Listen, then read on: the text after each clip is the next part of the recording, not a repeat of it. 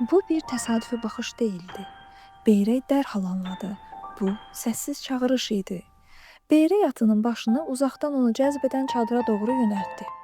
Çadırın içərisində isə gözəllər gözəli Banu Çiçək pərdə arxasından Beyrəyi maraqla izləyirdi.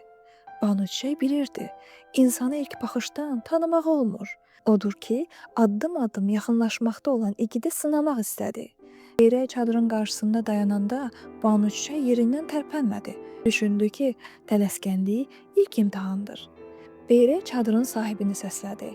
Amma çadırdan səs gəlmədi. Bu, səbr sınağı idi. Banu Çiçək bilmək istəyirdi. Bu igid marağına qarşılıq görməyəndə nə edəcək? İsrar edəcəkmi? Narazı qalacaqmı? Yoxsa sakitcə cavab gözləyəcək? Beyrək isə nə səsini qaldırdı, nə də özünü tanıtdı. O başa düşürdü ki, çağırılmadığın yerə getmək hörmətsizlikdir. Banu Çiçək pərdənin arxasından olanları seyr edirdi. Artıq anlamışdı ki, bu igid gözləməyi bacarır. Sonra ikinci sınaq gəldi, ən çətini. Banu Çiçək Beyrəyi yanına çağırdı. Dedi ki, çadıra yaxınlaşmağa cəsarət etdiyi üçün onunla at çapıb, qılınc oynadıb, qurşaq tutacaq.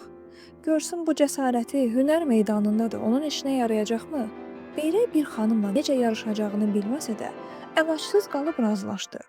Çünki Banu Çiçəyin gözəlliyi, incə vücudundakı mərdanəliyi onu heyran qoymuşdu. Banu Çiçəklə birlikdə at çapdılar, ox atdılar.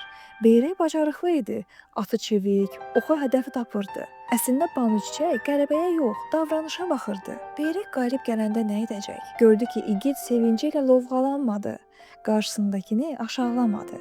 Bu təmkin Banu Çiçəyin ürəyinə yatdı. Ancaq son bir sınaq da qalmışdı.